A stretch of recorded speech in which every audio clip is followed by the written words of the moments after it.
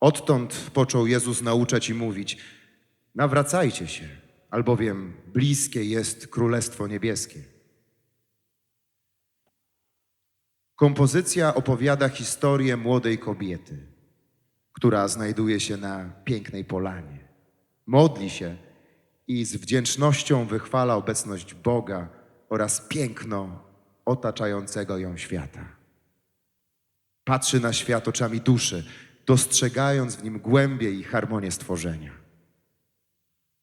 Pierwsza część utworu ukazuje ten zachwyt kobiety nad otaczającym ją światem. Natomiast druga część przedstawia Bożą obecność, która przemawia poprzez nasze własne słowa, odsłaniając prawdę o nas samych i prowadząc do wewnętrznego pokoju. Niech te dźwięki pomogą nam spojrzeć na nasze życie oczami duszy, otwierając serca na Bożą obecność i wdzięczność za wszystko, co otrzymaliśmy.